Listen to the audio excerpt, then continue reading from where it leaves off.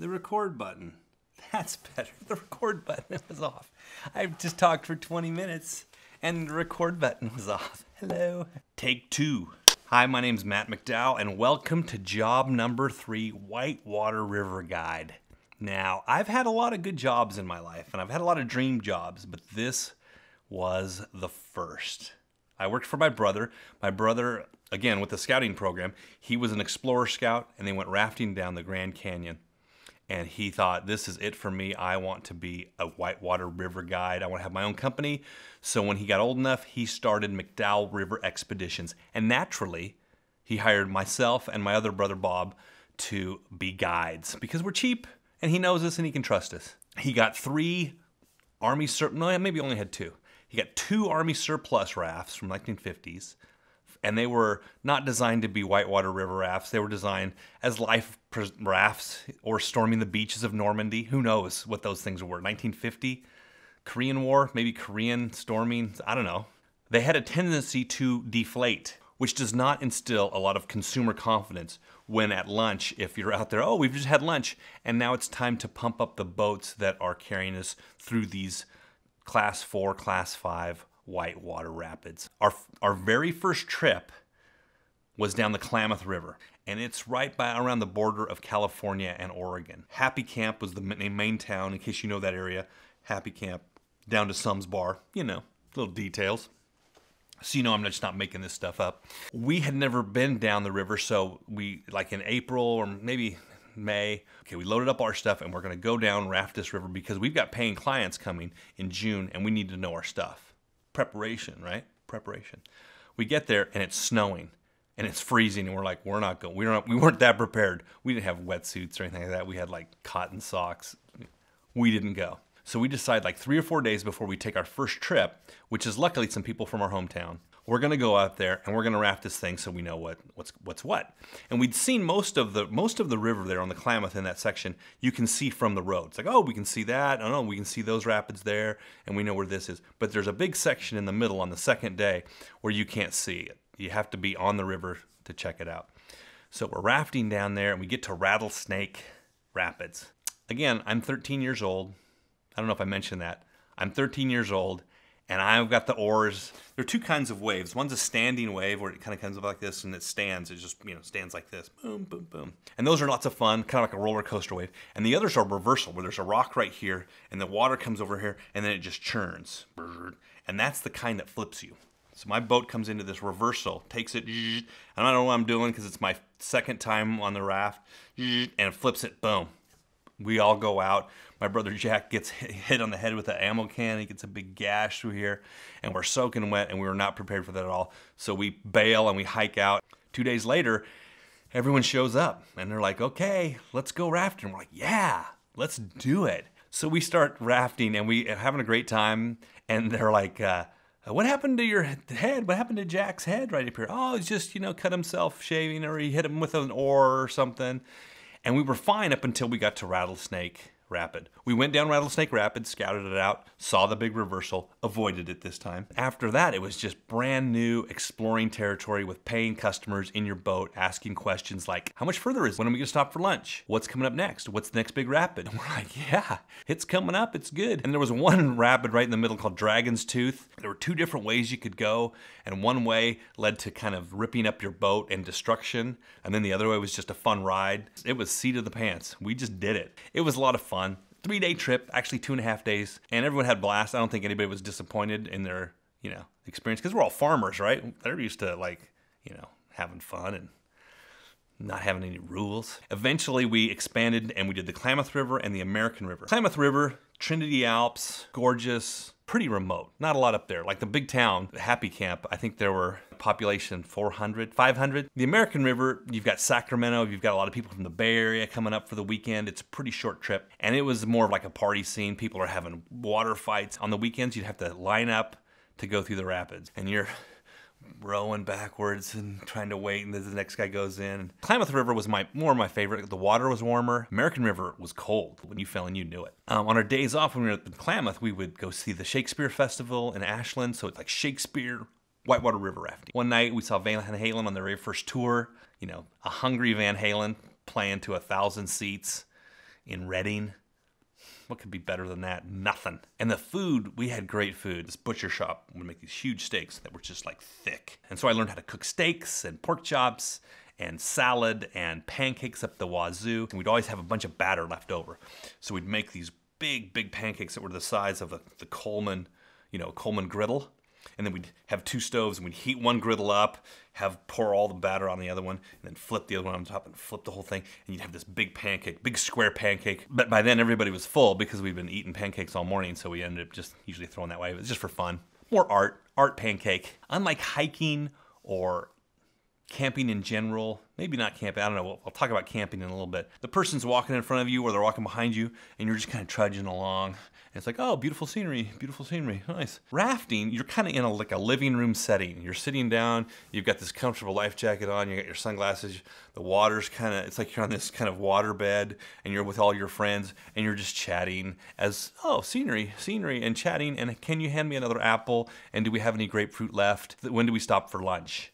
And then crazy excitement of like, oh my gosh, we're gonna die. And so it was a great combination of relaxation and engagement. You'd start off the morning, you'd be packed up, and actually there was a little bit of a competition amongst the brothers to see who could be the most efficient. It was like 3D Tetris. Before Tetris was invented, we called it packing back then, just packing. Those first few strokes into the river, as suddenly you enter a different world because the river, you're really kind of stationary. And then it's the rest of the world that's moving by. And you'd take a couple pulls, and that would just feel good because your muscles were kind of sore from the previous day. And you had a little bit of a sunburn, but not too much. And you've got the whole day ahead of you pulling those oars, just the best. I love rivers. Oceans, great. Lakes, great. But nothing for me compares to rivers. You know the old saying, you can't step in the same river twice. I would like to live by a river. But then there's the flooding problem. But I would like to live by a river someday. I'm probably never gonna live by a river, but I really like them. We're taking these scout groups down. They're from these Bay Area towns, Manteca or Benicia or Walnut Creek. And one of the scouts looks at all this river rock. You can imagine river rock everywhere. He looks at all the river rock and goes, wow, I wonder how they get all these rocks in here. And you can't say anything. You just kind of just nod as the wise river guide. Yes, yeah, that's yeah. What is a rock? This job ruined me for camping because if you're not backpacking or river rafting, just stay at home. Don't get into a trailer and park next to a bunch of other trailers in a campground. Go rafting, go backpacking. There's a reason we have houses.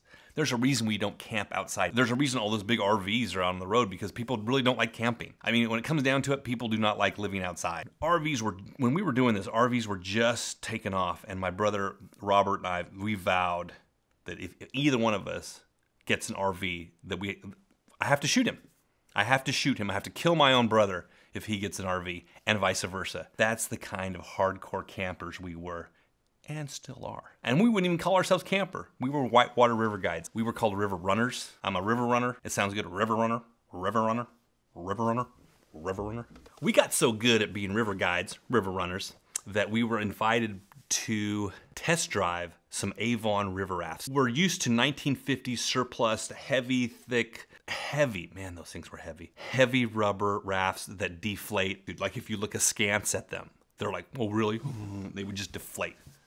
So we get invited to test drive some of these Avon, top of the line, not Avon door-to-door selling makeup, but Avon, they make whitewater river rafts and all sorts of rafts for rescue. And so we went down the Stanislaus River. Sales rep, he's like, this is great that we're going down here because in 2 years' time, this is gonna be gone because they're gonna dam it up and all this part will be gone, which I think they did. So we went on a part of the Stanislaus River that doesn't exist anymore. But as we're getting ready to go, the sales rep, he's looking at all the gear that's laid out. We're just going for the day. He's looking, he's like, hey, let's see, we got sandwiches, we got beer, we got wine. I guess we're ready to go. And that became a little family catchphrase. It's like, okay, we got sandwiches, we got beer, we got wine. I guess we're ready to go. Which is funny because my family, we don't drink beer or wine. And that was the first time I ever had a sandwich that had bean sprouts in it. Wasn't a big fan of the bean sprouts. The river guides, they just like all this weird food, like mackerel sandwiches. I had a mackerel sandwich, canned mackerel. Forget tuna, we'll have mackerel. As an offshoot of this, I took a few trips as a river guide down the Grand Canyon. First time I went down the river, I was 17 years old. They call the Grand Canyon the River of Return because people like to come back, and I am one of those people. I love the Grand Canyon. I just love it. You're out there about 3 or 4 days, so you're nice and tan, and you've been in shorts, and you can't even remember what it likes to wear regular clothes, and it's dinner time, and I've got this plate with a steak on it, and I'm trying to get my hands, it's like, I'm trying to cut this thing up. It's, forget this. Ditch the plate. You've got the steak in your hands. It's starting to rain, and you can see the rain coming in through the canyon. It's getting darker and darker, and you can see the water falling, the rain falling on the water as it gets, and you're gnawing on your meat, and you're like, caveman, full-on primitive caveman. I felt very in touch with my ancestors at that point, and it was a good kind of in touch. It wasn't like I've got typhoid or I'm starving to death. It was like hot meat, storm, primitive. Also, I'm a bit of a loud person, and I have to really hold back. Not so much now, I'm getting better now, but when I was younger, it was like, But on the river, I would sing as loud as I wanted to. I could be as loud as I wanted to because you have all of outdoors to just absorb everything that you can put out there. And it was always disconcerting because when you were rafting down the Grand Canyon, the Las Vegas is kind of like the gateway to the Grand Canyon. And you'd stop in Vegas, and on the way out there, it was like, this is fun, let's ride up the elevators and push all the buttons. And then you'd come back, and you'd just like, this is we've made a terrible error. We should be eating raw meat in the rain, naked. So the question is, if it was such a great job, why leave? Why leave such a great job? And the fact is, I tried to get other jobs. I worked for a company called Tom Foster. I actually drove up to Oregon and interviewed with this company out of Medford. They rafted the Eugene River. Even though I had like 3-4 years of experience, a lot of experience, I was 16. And I looked probably like I was 12. And so you can imagine, like, okay, here's, these grizzly guys with, I think I was shaven. Yeah, I was probably shaven. But grizzly old river guides and stuff. And here's this kid who looks like he's 12. And yeah, here's Matt, your other river guide. I didn't get those jobs. And dream jobs like that, they don't pay well. They're sporadic. It's hard to, but who knows? Pulling away from that shore. I just want to be back there right now. I just loved it. And you pick up a lot of good skills. I picked up a lot of good skills. Hold on just a second. I gotta make sure I am still recording. I need that button. There's some sort of button on this. I got that red button. I need to get that red button on. Picked up a lot of skills as a whitewater river guide. Picked up a lot of confidence in yourself. When I flip a boat, I know what I'm gonna do. I flipped a few boats in my day. A lot of healthy respect for nature. You got good at packing, three-dimensional Tetris. When my wife was talking to somebody about, my husband, he used to be a whitewater river guide, their eyes just lit up and they're like, that's just good to know. Like if the zombie apocalypse comes, do you want like an accountant or do you want a whitewater river guide? Or both, probably both. Right before you get to the rapids, the water comes in like this.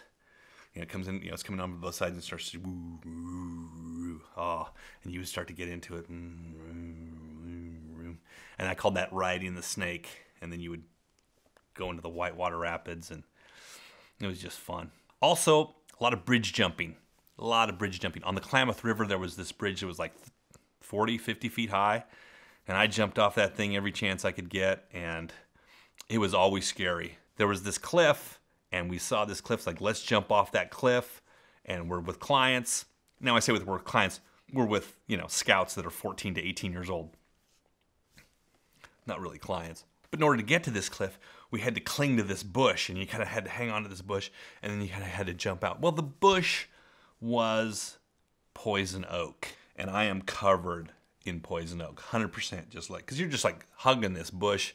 What a disaster. If you get a chance to go whitewater river rafting, I recommend you do it. I have it was just excellent. And thanks to my brother Jack for giving me that chance. What a great experience. Your younger brother, giving him a chance to be a whitewater river guide. That's awesome. I'm not sure I'd do that. That's good. Maybe that's why I'm the younger brother. I would be a really mean older brother. You can't do that. Job number 3, whitewater river guide. Thanks for watching. Come again next time. Job number 4. Don't know what it is. It's on that list. If you like this, subscribe. Hit the subscribe button. Tell your friends all about it. And we'll see you next time. 52 at 52. Talking about jobs.